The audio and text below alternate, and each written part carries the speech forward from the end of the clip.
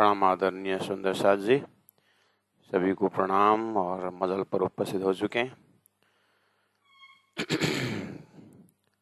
सिंधी ग्रंथ है और प्रकरण दूसरा है। चौपाई नंबर 14 को हम उच्चारण कर रहे हैं। हिना मुंदियों मिह संदियों रोहे रांद करीना, दौड़े कुड़े मिह में पाइजे साथ पीरिना, पाइजे साथ पीरिना। सच्चिदानंद पार ब्रह्म की जय। हिना मुंदियों, कल इसके आनंद ले चुके हैं। इस ऋतु में कौन सा ऋतु? वर्षा ऋतु हो रहा है और सभी पेड़ पौधे के ऊपर से बरसात का आनंद सब ले रहे हैं। और ऐसे समय में उन वृक्षों के नीचे छाँव की जगह में, छाँव तो है ही, लेकिन बरसात के पानी जो है सबको शीतल सुंदर सुगंधमय बना रहा है। ऐसा मानिए कि वो नाम बरसात है, लेकिन यह अत्तर का सुगंध छिटकने का समय है। तो सखियां यानी ब्रह्मात्माएं दौड़े और दौड़ते हैं, कूड़े अर्थात कूदती है। मी हमें इस बरसात के समय में, और पाइजे साथ पीरिना, पीरिना यानी परमात्मा, अपना मालिक धामधनी साथ में है। तो आप भी विचार करें, आत्मा का मालिक धामधनी साथ में हो और ऐसा सुंदर वातावरण। तो प्यारे सुंदर साथ जी, इस तरह से षट ऋतु में भी आप, षट ऋतु जो ग्रंथ है वहाँ पर भी ये भाव, लेकिन वहाँ इंद्रावती सुहागिन आत्मा, संसार में ऐसे ऐसे ऋतु परिवर्तन हो चुके हैं और सभी भक्तों का भगवान जो भी अभी तक नाराज हैं, जो भी हैं या दर्शन देने में फुर्सत नहीं मिल रहा है, सभी परिवर्तन हो चुके हैं और सभी भक्तों ने दर्शन पा चुके हैं। ज्ञानियों को सत्य का दर्शन हो चुका है, सब परिवर्तन हो चुका है। बस मैं अकेली आपकी आत्मा जो है, बस आप अभी तक परिवर्तन नहीं हुए हो, इसलिए मैं सुहागिन पीड़ित हूँ। इस वर्षा ऋतु में सभी जो है जमीन में जो भी साल भर का कचरा है सब धो धा के बरसात ने साफ कर दिया है और निर्मल जल प्रकट हो चुका है। मेरे विरह की बरसात से मेरा छाती रूपी जमीन साफ हो चुका है और मेरा निर्मल भाव आपके चरण में समर्पित कर रही हूँ, लेकिन आप क्यों दर्शन नहीं देते? इस तरह से आत्मा तड़पती है, ये षट ऋतु में दर्शन करवाएं। और सिंधी में इस तरह से दिव्य परम धाम का जो ब्राह्मिक एक्टिविटी में, उस ब्रह्म धाम में एक एक तत्व ब्रह्म तत्व है, तो वहाँ ब्रह्म लीला है। संसार उसका रिफ्लेक्शन है, असद्र दुख है। यहाँ हर चीज जो होता है अंत में दुख देता है, लेकिन उस ब्रह्मानंद में तारतम्य सिद्धांत में शुद्ध साकार सिद्धांत है और ब्रह्मा का स्वरूप है, ब्रह्म की लीला का साक्षात दर्शन है और परमात्मा की, परब्रह्म परमात्मा की लीलाओं की सामग्रियां हैं। बस ये स्वप्न है, वो जागृत है। उसके लिए बहुत सारे उदाहरणों से धामधनी ने समझाया है। तो पहला नंबर उदाहरण तो हमारा जागृत और हमारा सपना। जागृत में जो देख रहे हैं वो सपना में देखते हैं। अब काया पलटना है, कि जो दिव्य परम धाम में जो छोड़ के आए हैं उसको याद करना है, और इस संसार को स्वप्निक स्थिति में लेकर के इसको जानना है, और न पकड़ना है न छोड़ना है, लेकिन जागना है। इसलिए जागृत आत्मा का जागृत धाम में कैसे लीला है, उसको परमात्मा ने अपनी ही आउट ऑफ कंपैशन, दया, बहुत कृपा करके उस दिव्य धाम का खजाना तारतम सागर में, खिलावत, परिक्रमा, सागर, श्रृंगार, इन ग्रंथों में भरमार भर दिए हैं। तो सिंधी तक पहुंचे हुए ब्रह्मात्माएं जो है परम धाम में ही हैं और वहीं रमन है। उन आत्माओं को, रमणीय आत्माओं को सिंधी ग्रंथ थोड़ा सा संकेत करके उधर ही ध्यान मग्न हो जाती है। और ये अवस्था अभी जो वर्तमान नहीं है इंद्रावती आत्मा के लिए, बहुत समय से वो वहीं पर हैं, और उनके पूरा दिनचर्या में जब से श्रीराज जी का दर्शन तहे दिल से हुआ है, तब से वो एस्पेक्ट उसी में रमती थी। बस सिंधी ग्रंथ में उसको थोड़ा खिला दिया, खिल गई वो भावना को, इंद्रावती आत्मा के दिल में जो है वो चीज बाहर आया है। किसके लिए? चरण छे ते तो आवश्य सही पाछला साथे माटे बानी गई, पीछे आने वाले सुंदर रात के लिए बानी। तो ये जो मार्फती स्थित से सिंधी में इस तरह से धनी ने वो चीज पकड़ा है। तो कृपा करके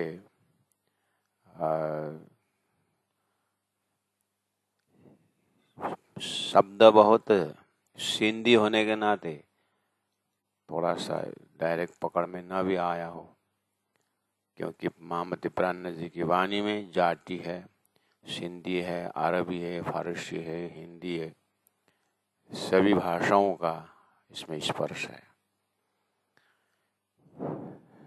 और संसार के एक व्यवस्था के हिसाब से महामती प्राण जी जामनगर में जहाँ प्रकट हुए महराज ठाकुर की, उनका जो एक मातृभाषा जो है, वो उनकी माँ जो है महराज ठाकुर की जो माँ है वो सिंधी है।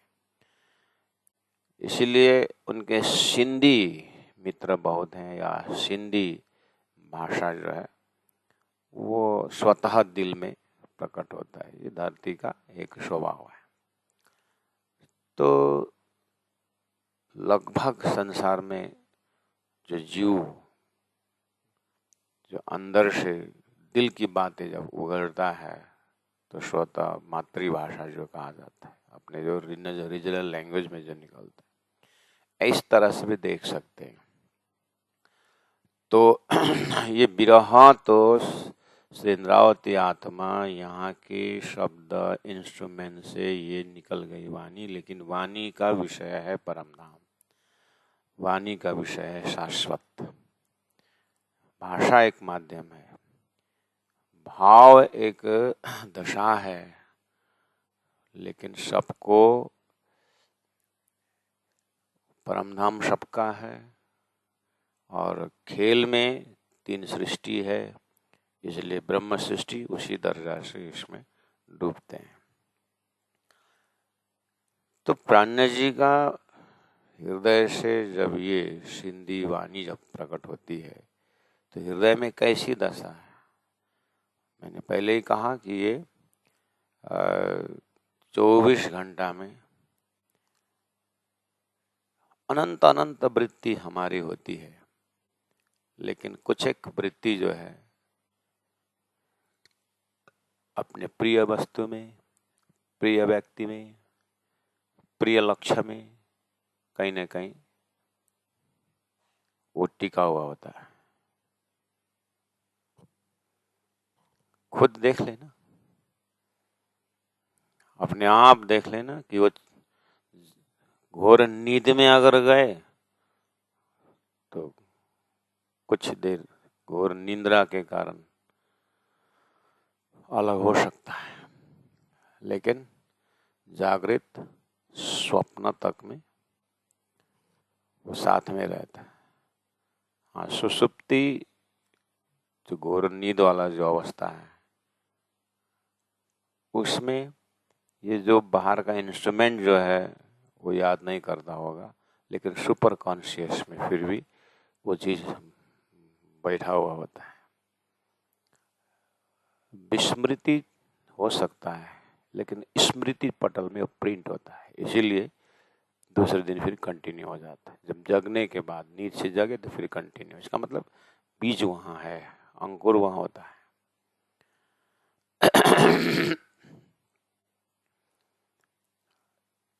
तो इसी परिप्रेक्ष्य में परमधामशाही ब्रह्मात्मा जो सुरता है, उस सुरता के अंदर में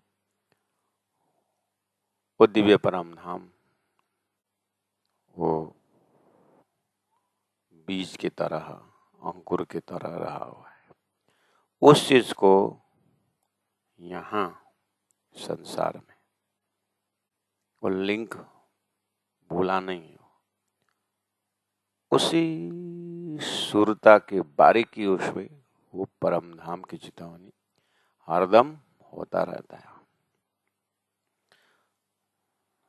वो श्वास श्वास अलग नहीं है, वो प्रिंट है, वो स्वभाव है उसका। जैसे किसी चीज का बीज आप, चना हो, कोई भी चीज आप कहीं भी इस धरती में जहाँ पर क्लाइमेट जो होता है का क्लाइमेट सुइटेबल हुआ तो बीज लगा दीजिए, उसका वो अंकुर वो जो है वही उगेगा।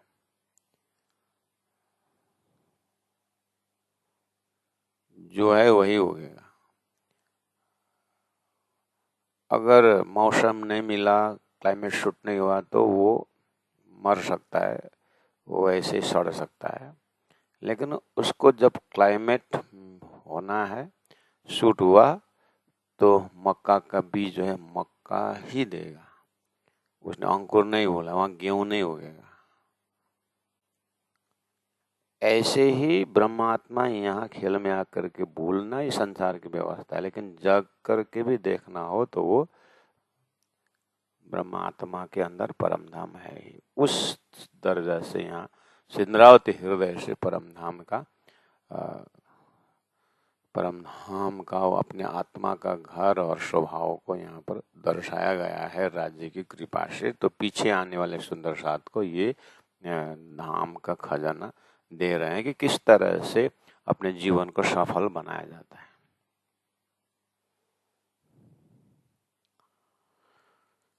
अपने अंकुर को इस तरह से देखना होगा। राजा का छोरा राजकुमार 5 साल की उम्र में गायब हो गया, मरा भी नहीं है अभी तक, लेकिन मिला भी नहीं है।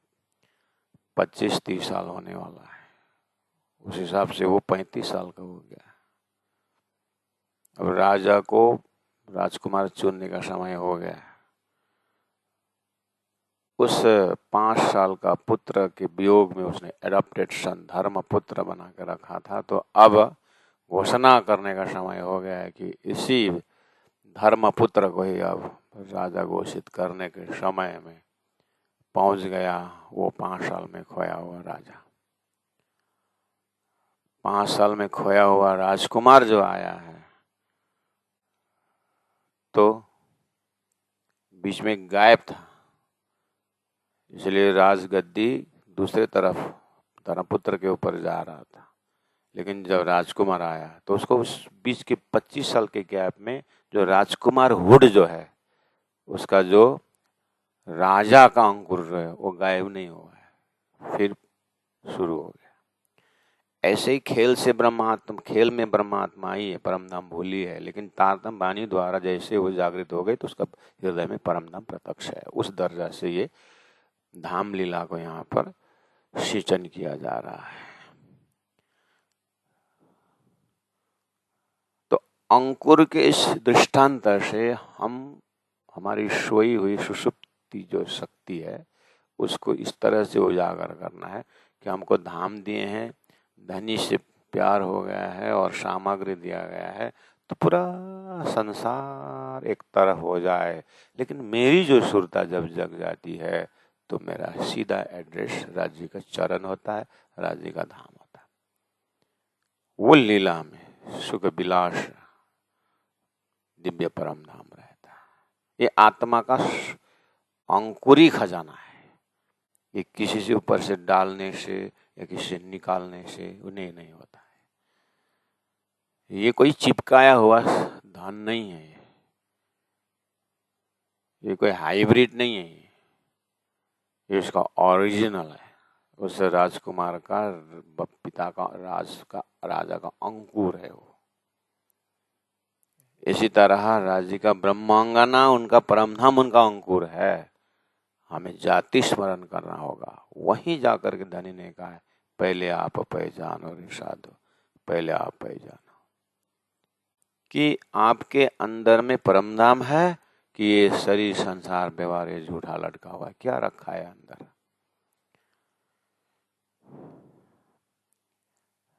इसलिए हम अपने साधना को प्रारंभ करें, उस सत्य से जुड़ें, और यही ज्ञान का आनंद है कि बहुत सारी चीज जो है इस शरीर संसार व्यवहार के अंदर बहुत तूफान आता है जाता है, हमारे मेंटल लेवल को टच करते हुए बहुत सारे घटनाएं निकलती है। लेकिन मैं सुरता राज्य का तटस्थ हूं। वहां उपस्थित, यहाँ कहो वहाँ जागृत होने वाली आत्मा के हृदय से कैसे बातें निकलती है, उसका दृष्टांत मिल रहा है सिंधी ग्रंथ में। सुखड़ा जेहिना अरसजा, चौपाई नंबर 15 में कहा, सुखड़ा आनंद जे जो हिना अरसजा है, हिना इस अरसजा धाम का, धाम का जो आनंद है, आईना, आईना मतलब है, सभे मतलब सब, कमाल यानी श्रेष्ठ अति उत्तम। कहने का मतलब आनंद का धाम, परम धाम में जो आनंद है वो सर्वश्रेष्ठ है, सर्वोत्तम है। इस तरह से इंद्रावती के हृदय में ये चीज प्राणनाथ जी के हृदय में प्रिंट हो गया, ये पक्का विश्वास हो गया। तो यही दृढ़ निश्चय हमारे हृदय में है कि नहीं? अगर है तो उसके लिए हमने यात्रा प्रारंभ की कि नहीं की? क्योंकि गुरु जी मंगलदास जी ने कहा है तुम्हें यात्रा करना है और टिकट हाथ में ले लिए। अब हाथ में टिकट ले लिए हैं तो आपको हाथ के टिकट के साथ साथ चलना पड़ेगा। जहाँ बस है, जहाँ साधन है, जहाँ रेल है, जहाँ प्लेन है, वहाँ तुमको जाना पड़ेगा, उस साधन में बैठना पड़ेगा, तब टिकट तुम्हें पहुँच जाएगा। लेकिन टिकट हाथ में लेकर के तुम बैठे रहोगे तो टिकट के दिया हुआ लक्ष्य में तुम नहीं पहुँच पाओगे। गुरु जी मंगलदास जी की सूक्ति में कहा है। तो तारतम महामंत्र, तारतम ज्ञान हमें जो है टिकट की तरह मिल गया है। हम साधना में उतर करके उस चीज़ का अनुभव करने के लिए आगे बढ़े कि नहीं बढ़े कि टिकट लेकर के, मंत्र लेकर के और तारतम ज्ञान लेकर के बैठे रहे, तब तो फिर वो दिव्यानंद का अनुभूति नहीं होती। दूध में मक्खन है करके ध्यान करने से मक्खन हाथ में नहीं आता है। मक्खन तब पहुंचने के लिए इसका प्रक्रिया है। इसी तरह से सुखड़ा जहिना अरसजा आयन सवे कमाल,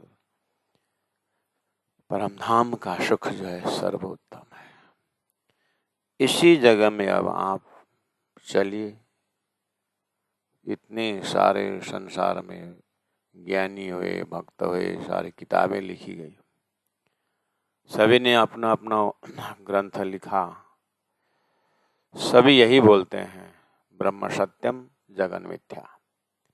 सबका यही आवाज है कि जहाँ तुम बैठे हो वो नाशवंत है, जिस शरीर को तुम अपना मान रहे हो वो शरीर तुम्हारा नहीं है, शरीर तुम नहीं हो। ये वाला जो है आपने बहुत बार सुना है, आपको लगभग एलर्जी हो चुका है कि ये ज्ञान सुनते सुनते। तो कभी कभी ऐसे ज्ञान जब समाज में देते हैं तो हमारे ही सामने लोग हंसमुख होकर के खेल रहे थे, ब्रह्म ज्ञान शुरू हुआ, जैसे ही शुरू हो गया तो उनका चेहरा बिगड़ जाता है। कभी कभी किसी किसी घर में जाते हैं, माँ बाप बहुत बढ़िया ढंग से सुनते हैं, बोलते हैं बेटा को भी बैठो, पितृभक्त है इसलिए बैठ गया, लेकिन 1 मिनट 2 मिनट आधा घंटा बैठा तो इतना छटपटाहट है। क्यों? वक्ता को लगता है कि ये ज्ञान कहीं विष से भरा हुआ बर्तन में जा रहा है। तो पूरा हजारों लोग बैठा तो न जाने झुंड में कौन सुहागिन है करके वो ज्ञान दे देते हैं महापुरुष।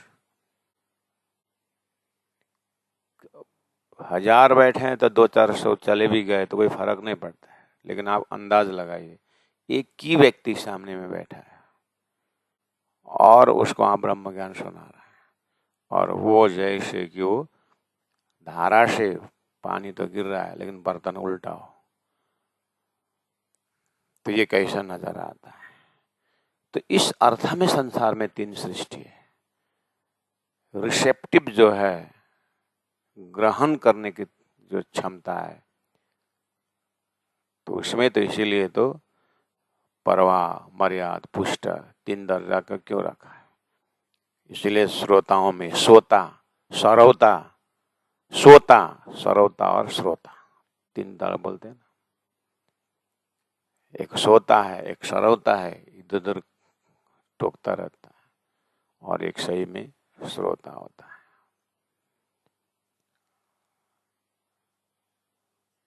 संसार में इसलिए तो कोई तमोगुणी है, कोई रजोगुणी है, कोई सतोगुणी है, इसलिए इसको त्रिगुण फांस के फंद परे थे करके कहा है। तो प्यारे सुंदर साधु जी, श्री इंद्रावती आत्मा जब से 12 वर्ष 2 महीना 10 दिन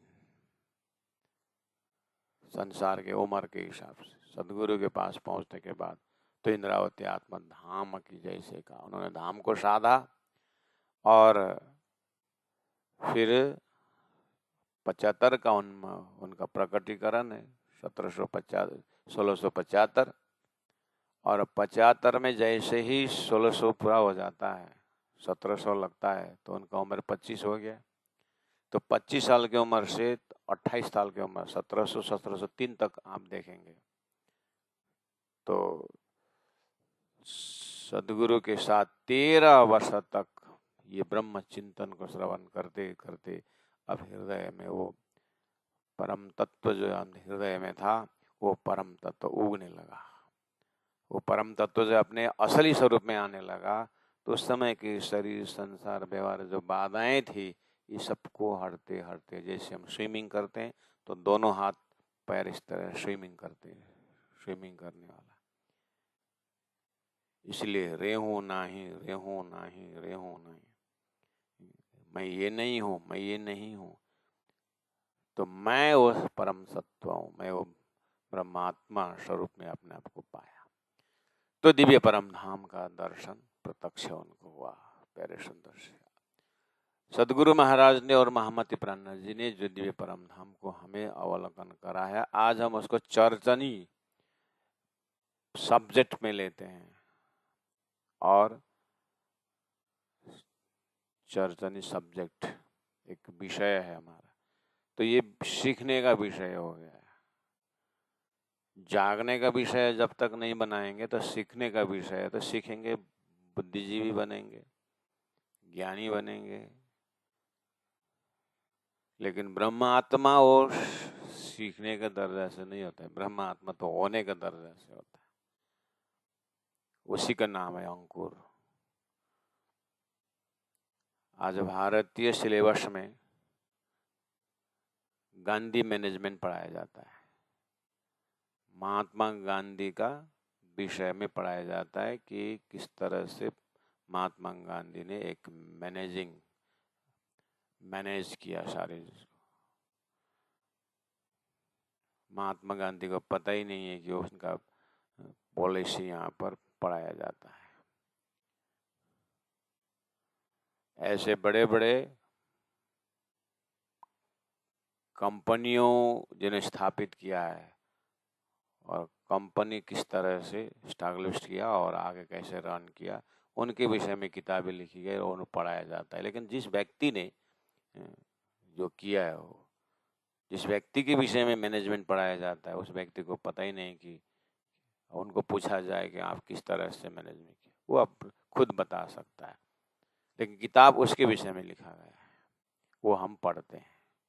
ऐसे ही ब्रह्मात्माओं के रहनी को ईश्वरीय जीव जो है वो पढ़ रहा है, पढ़ सकता है और अपने जीवन में परिवर्तन ला सकता है। लेकिन ये तारतम्य ज्ञान का मुख्य जिज्ञासु यानी मुख्य पात्र है वो ब्रह्मात्मा। उनका तो स्वभाव है परम धाम। इसलिए कितने जो नोइंग में स्टॉप हो जाते हैं, कोई डूइंग में संतोष हो जाते हैं और कोई बीइंग में हो जाते हैं। लेकिन यात्रा सच्चिदानंद की ओर की है, इसमें कोई नुकसान भी नहीं है और जानना बहुत अच्छी बात है। नहीं जानने से तो जानना काफी अच्छी बात है, लेकिन जान करके अहंकार में परिवर्तन करना ये और खतरा है। इसीलिए ज्ञान का तह में 3 स्टेप है। First knowing and doing and being. Paramdham के विषय में जानना, परमधाम में अपने आप को पाना और व्यवहार में उसको स्वभाव की तरह दिखना। इसीलिए यहाँ सिंधी ग्रंथ में सुखड़ा जही न अरसजा आइन सबे कमाल। परमधाम का जो सुख है वो सबसे श्रेष्ठ है। इसलिए हम रोज आरती में सुबह सुबह मंगल आरती में क्या गाते हैं? सुख को निधान जय जय, सुख को निधान, सुख को निधान। निधान मतलब लास्ट, सुख का अंतिम दिव्य परम धाम में श्री राज जी महाराज के स्वरूप को आरती किया जा रहा है। आ और रति आकर के एक हो जाओ, उसी का नाम आरती है। तो गुणांग इंद्रियों को छोड़ते हुए स्वच्छ पवित्र आत्म स्वरूप जैसे तेल रुई और बाती करके दीपक हो जा रहा है, एक प्रकाश हो रहा है, इस तरह से आत्मा परात्मा से मिलते हुए परात्मा में उठ करके दिव्य परम धाम को प्रकाशित कर रहा है। तो प्यारे सुंदर साधु जी, इतने में सुखड़ा जे दिन ही न अरस जा आयन सबे कमाल। पूरा वेद शास्त्र उपनिषदों में जितने भी अच्छे अच्छे गुणों की व्याख्या किया गया है, भक्तों का लक्षण को व्याख्या किया गया है, उसमें एक भक्त का लक्षण को भी यहाँ पर देखेंगे तो सुखड़ा जे न अरस। एक गुण आता है गीता में, भगवान श्री कृष्ण ने 12 अध्याय भक्ति योग में भक्तों का लक्षण बताते हुए ऐसा भक्त मुझे प्रिय है, तो वहां एक शब्द आता है उद्वेग। उद्वेग, जिस साधक में उद्वेग गुण न हो वो भक्त मुझे प्रिय है। खुद भी उद्वेग नहीं है और दूसरों को भी उद्वेग होने का कारण नहीं बनता है ऐसा। तो उद्वेग क्या है? फटाक से गर्म होना, फटाक से गुस्सा में आना, और ये क्वालिटी को उद्वेग करके कहा है। ऐसा भक्त, ऐसा व्यक्ति, ऐसा भक्त हो ही नहीं सकता और ऐसा व्यक्ति मुझे पसंद नहीं है, भगवान को कहने का मतलब। ये एक प्रलोभन है जिससे भक्त भगवान से प्यार है, जो भगवान के ओर उसको विश्वास है, तो भगवान का कहना वो मानेगा। तो मानने के लिए भगवान ने गीता में ज्ञान रख दिया कि ज्ञान को देखो, तुम्हें मुझे पसंद आता है। धनी ने अपनी वाणी में कहा, धनी प्यारा तो धनी का वचन और प्यारा। एक पिता पिता पिता पिता बोलता है, लेकिन पिता का कहना नहीं मानता है, तो उसको पुत्र नहीं कहा जाता है। और एक ऐसा है कि पुत्र, एक ऐसा पुत्र है, पिता तो कभी कभार बोलता है, लेकिन पिता ने जो प्लानिंग की है, पिता के हृदय में जो सोच है, वो काम पहले वो कर देता है। तो वास्तव में असली पुत्र कौन है? ऐसे राजी को वाणी वाणी वाणी मुख से बोलता हो, लेकिन आचरण में अगर ना हो तो राज्य का प्रिय नहीं है। एक राज्य बोले न बोले, लेकिन राज्य जो वाणी में कही बात को आत्मसात कर रहा हो, तो कौन सा प्रिय राज्य का हो सकता है? इसलिए वाणी पढ़ने वाले हम सुंदर साथ इस चीज को भी मद्देनजर रखना होता है। कही हुई बात जो है, हम ब्रह्म सृष्टि का लक्षण तारतम्य वाणी में बताया गया, उसमें अपने आप को रुकना चाहिए। पाठ करके दौड़ना नहीं, महापुरुषों के चरण में झुकना ही नहीं, टिकना भी चाहिए कहा जाता है। यानी उनके कहना मानने के लिए अपने साधना में उतरना भी चाहिए।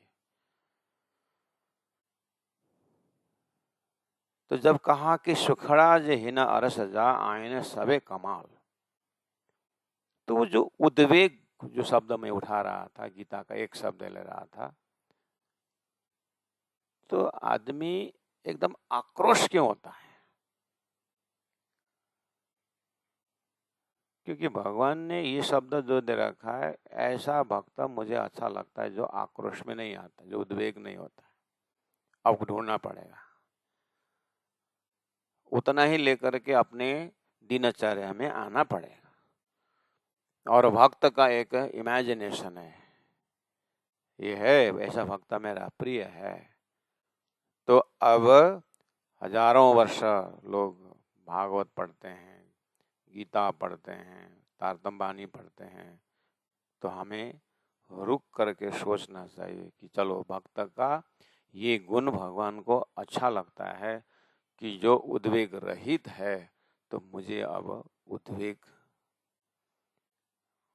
ऐसा आक्रोश, ऐसा हलचल मेरे अंदर नहीं होना है, मुझे स्थिर धैर्य होना है। तो मैं आक्रोश क्यों होता हूँ? तो गीता को चिंतन करते हुए भगवान ने कहा है, यत्र तत्र आगे पीछे कहा है कि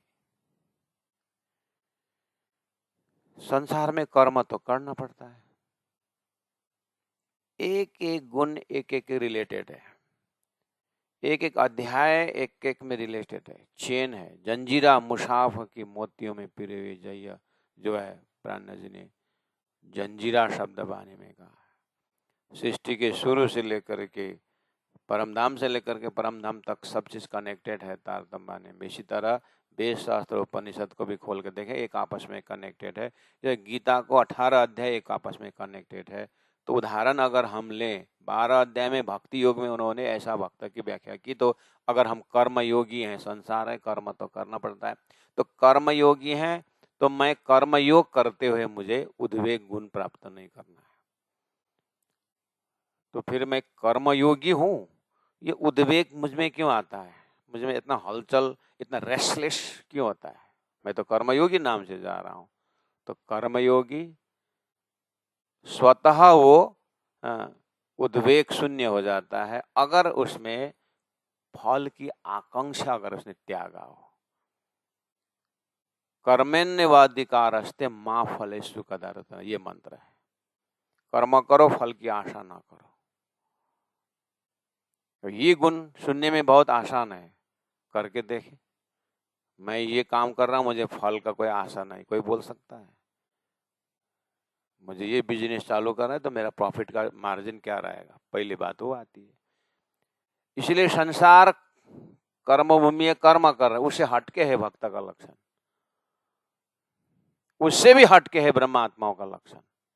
इसीलिए तो बेसिक ट्रेनिंग चाहिए।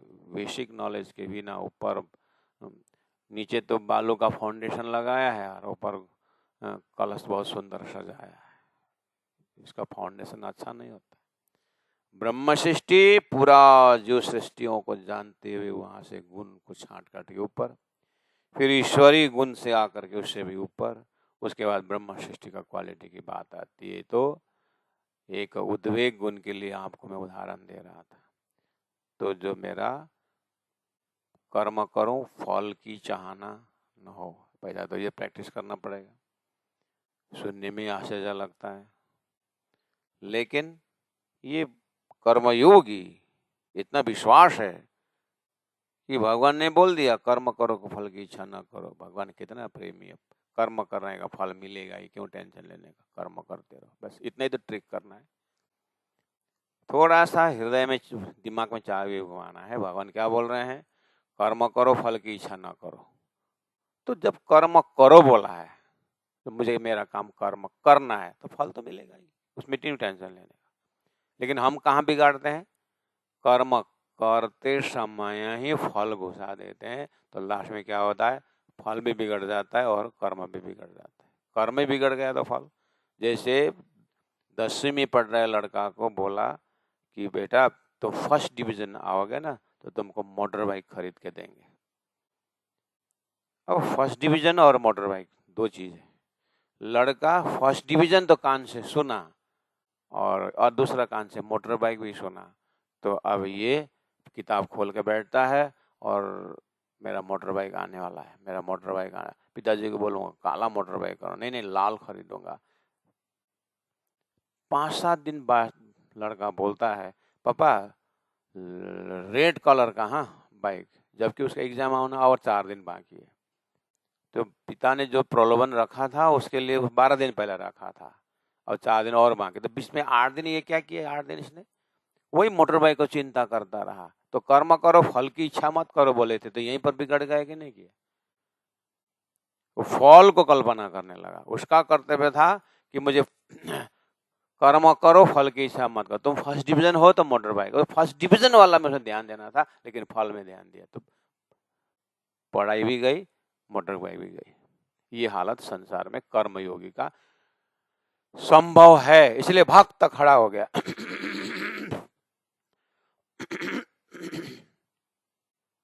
वो ज्ञानी भक्त है, वो कर्मी भक्त है, वो भक्त के भक्त है जो इस ट्रिक को अपनाते हैं।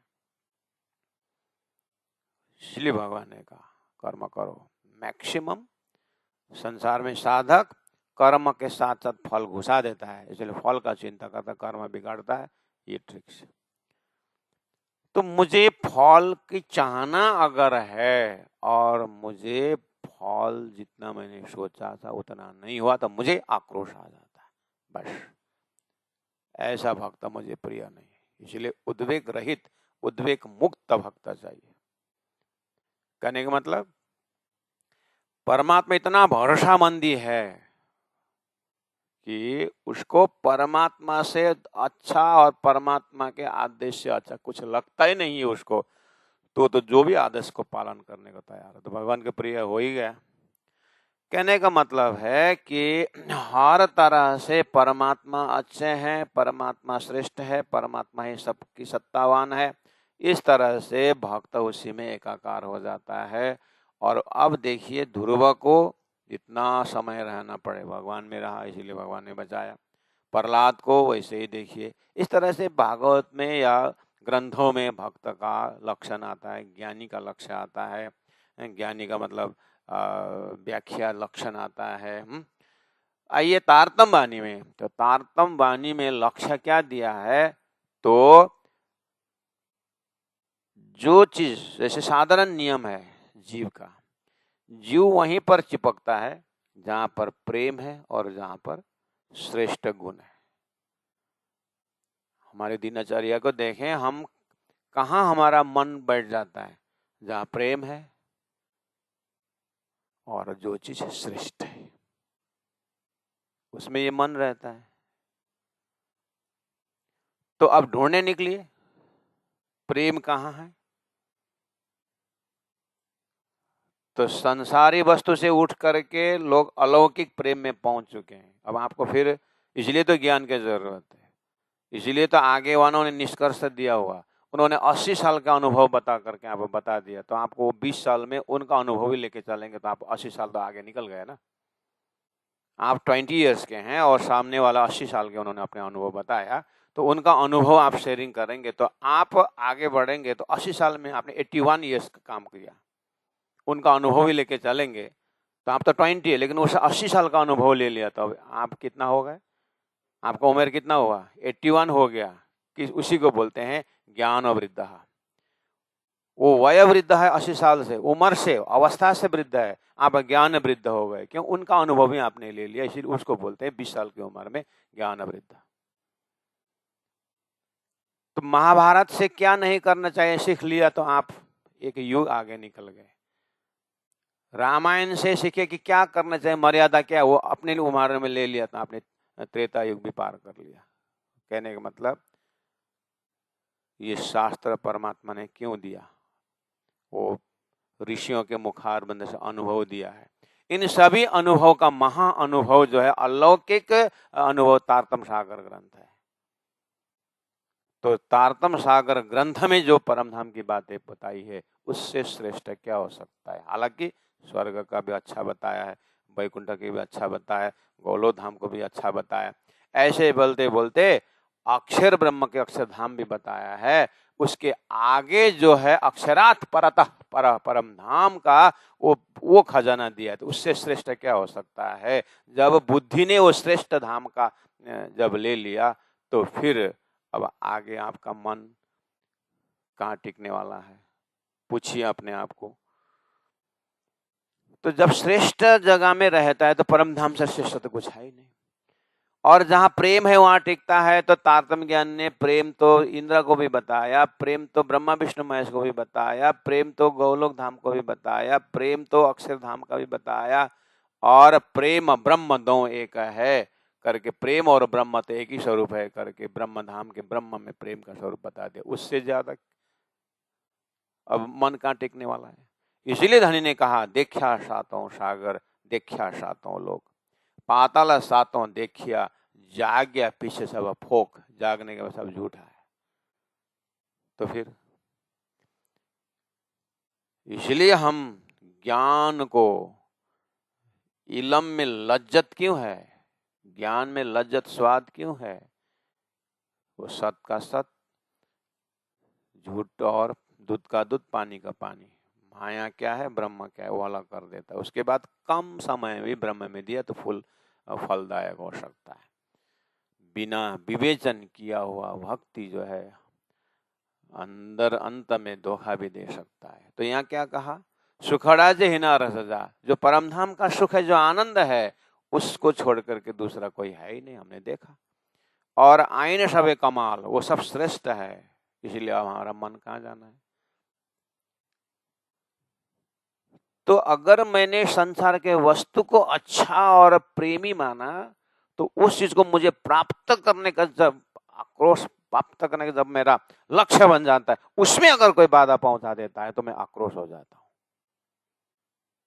तो उद्वेग गुण आ गया। भगवान कह रहे मुझे ऐसा उद्वेग वाला भक्त अच्छा नहीं लगता है।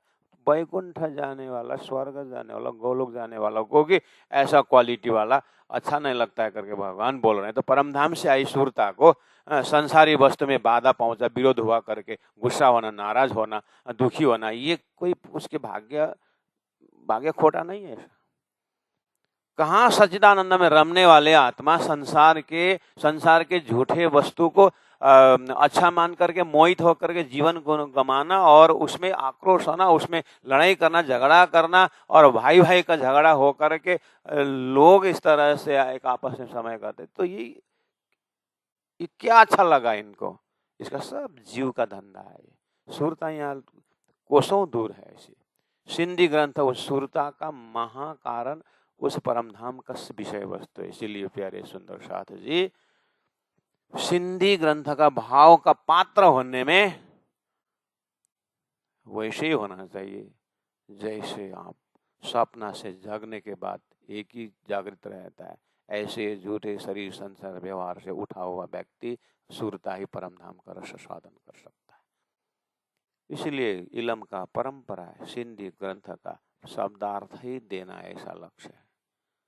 भावार्थ, उसका तात्पर्य अर्थ तो जीव सुरता अपने हिसाब से जाते, तुमको उस भाव को छोड़ देना है, ऐसा बोलते हैं। हाँ,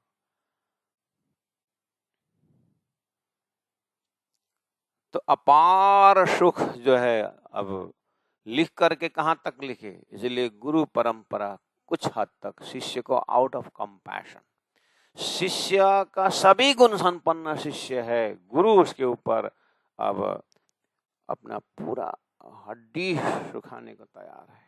जितना भी कहो, जितना भी करो, गुरु लास्ट में दीपक से दीपक जलाने के बराबर कर दिया करके गुरु को, गुरु तुम सतगुरु दीपक भयो क्यों मोय आप समान, तो बोलता है।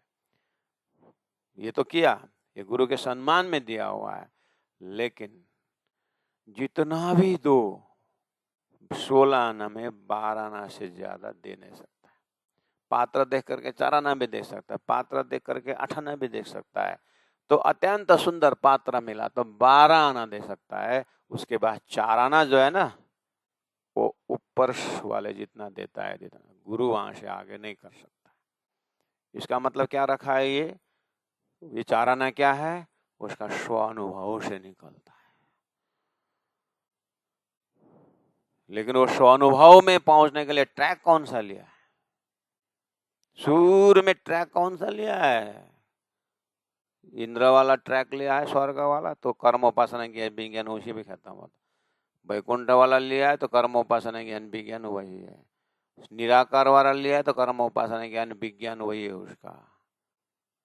इसीलिए घराना कहाँ का लिया हुआ है, तारतम्य बानी कहता है, ना ईश्वर ना मूल प्रकृति तादिनी को आपा बीती, अब लीला हमें जार करे यूं सुख सैया हृदय धरे, ये घराना परम धाम से है। इसलिए तारतम के घराना से जब जाएंगे तो कर्म उपासना ज्ञान और विज्ञान शब्द वही है, लेकिन उसका विज्ञान का दर्जा होता है मूल मिला हुआ दिव्य परम धाम प्रेम संवाद, और जहां से अक्षर ब्रह्म को देखने पर ये हमारी खेल देखने की इच्छा उत्पन्न कर दी है, वो इच्छा वाला ट्रैक से आ रहा है, इसलिए और इच्छा का परिवर्तन करवा दिया। तुम्हारे जो खेल देखने की इच्छा जो राजी ने डाली थी, अब परमधाम जगने की इच्छा भी तुम्हारे अंदर राजी डाल रहे हैं। इसलिए जब परमधाम का सुख जो जे हिन अरस जा आई न सबे कमाल, तो वो दिव्य परम धाम श्रेष्ठ है और वो प्रेममय धाम है, इशकमय धाम है।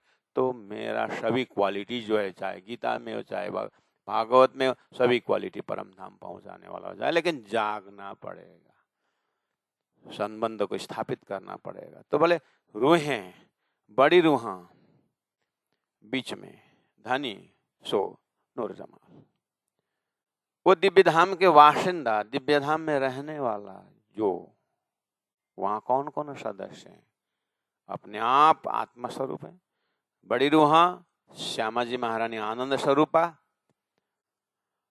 और पाश में धनी श्री नूर जमाल श्री राज जी महाराज, यही परिवार है। ये ब्राह्मिक ब्रह्मलीला है।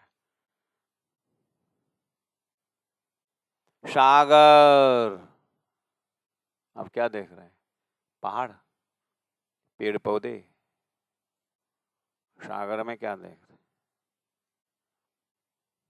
सागर बोलते हैं आप पानी का भंडार देख, ऐसे परम धाम बोलते हैं आपको शब्द से ही पहुंचना चाहिए। आहा, सागर अकेला नहीं होता है, सागर लहरों के साथ होता है, सूर्य अपने किरण और प्रकाश के साथ होता है, परमधाम राज्य अपने आनंद स्वरूप श्यामा जी लहरों उस ब्रह्मात्मा से, अनंत अनंत सामग्रियों से सोलीला द्वैत पर ब्रह्म परमात्मा, मैं उसका सदस्य हूँ। मैं राज्य किरण सूर्य है तो मैं किरण हूँ, प्रकाश हूँ। राज्य सागर है तो मैं लहर हूँ। लहर का उछाल जहां दो वापस सागर में ही जाता है। ऐसे में सुरता खेल में आ गई, भूल गई, मैं वापस में राज्य में लीला में समावेश हो रहा हूं। तो रूहें बड़ी रूहां बीच में धनी जो नूर जमा, इससे अवला कुछ है नहीं, इससे अलावा कुछ है नहीं।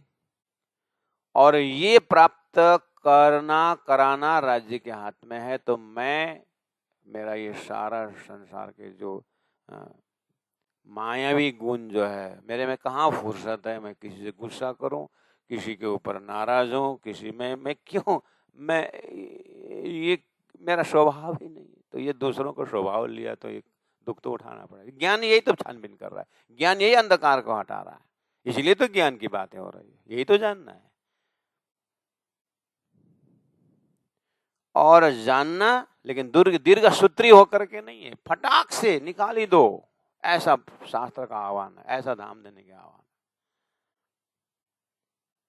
आंख में कोई वालू घुस गया, कोई कीड़े घिस अंदर आंख में प्रवेश हो गया, संध्या का समय है,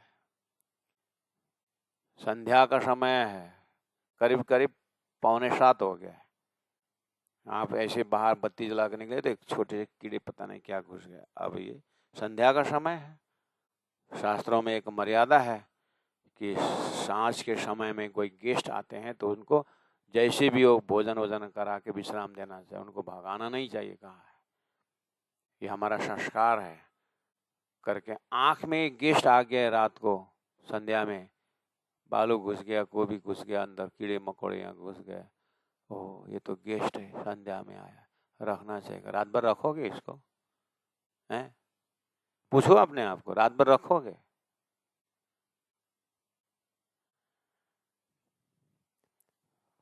वो तो निकाले बिना चैन नहीं है, रखने की तो बात ही छोड़ो। डॉक्टर के पास जाकर के और आई ड्रॉप डाल के क्या डाल करके डॉक्टर को फोन कर पहुंच कर निकाले बिना चैन नहीं है। रात भरी कौन है इसको पाल के बैठेगा महाराज, ये किसान। लेकिन संध्या में आया है, सांझ में आया है, गेस्ट है, रखोगे। जिस तरह से हम इतना मतलब अनइजीनेस फीलिंग करते हैं, उसी तरह परमधाम के सुरता जब खेल में आने के कारण से परमधाम सुरता का प्रकट में आ गया। संसार ऐसे ही जलन हो जाए तो बर्निंग डिजायर फॉर लिबरेशन उसका अग्नि की तरह प्रकट हो जाए तो सुरता को परमधाम 1 सेकंड लगेगा।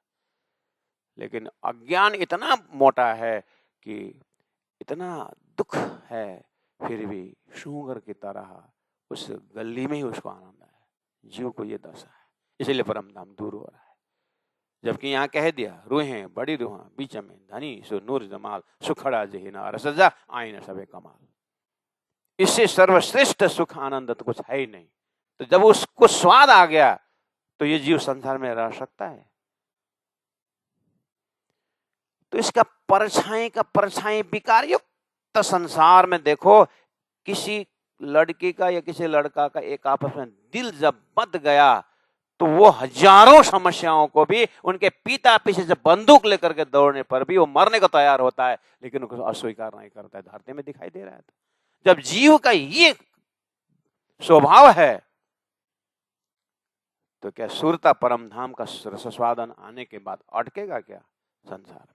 उस दर्जा से श्री इंद्रावती आत्मा सिंधी ग्रंथ से वो चीज को व्याख्या कर रहे। इसीलिए ये ज्ञान पात्र में जा रहा है कि अपात्र में जा रहा है, महामती बहुत चिंता करते हैं। जाग क्यों मारो न जगा, मैं रोकता हूं अपात्र में जाया करके, लेकिन धनी इतना मेहर बरसा रहे हैं कि मुझे से रोका नहीं जा रहा है।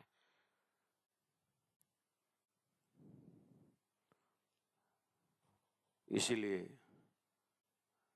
अंत में यही प्रार्थना होता है इंद्रावती आत्मा कि कोई दे तो कसला तुमको तुम भला चाहिए, अपने रास्ता बना लो। उदाहरण दुनिया भर का उदाहरण दे दिया, कुत्ता और कछुआ के रेस भी लगा दिया लोगों ने, और कुत्ता का रेस और कछुआ का रेस कंपटीशन में डाल दिया। संत महात्माओं ने कम मेहनत किए क्या हमारे ऊपर कि हम हंसने लगे? कछुआ और कुत्ता का कौन फर्स्ट होगा? तो कुत्ता, क्योंकि कछुआ का चाल और कुत्ता कैसे बराबर हो सकता है? ये कंपटीशन कराने वाला भी मूर्ख है। तो महात्मा ने बोला नहीं, कछुआ फर्स्ट हुआ, ऐसा रिजल्ट आया। कछुआ कैसे फर्स्ट हो सकता है? बाद में पता चला तो कुत्ता, इस गांव के कुत्ते जब आ जाते हैं तो भौंकने के लिए तैयार, लड़ने के लिए तैयार, लड़ते लड़ते लड़ते एक गांव में तो कान भी चला गया, और कछुआ जो है सू अपने लक्ष्य में गया तो 3 गांव में लड़ते लड़ते तो एक गांव में पुच्छर काट के चला गया, एक गांव में दूसरा कान भी चला गया। देखा तो कछुआ पहले पहुंचा, कुत्ता इधर ही रह गया। इसीलिए तू कर तेरी होता, वीरधनी ने बताया।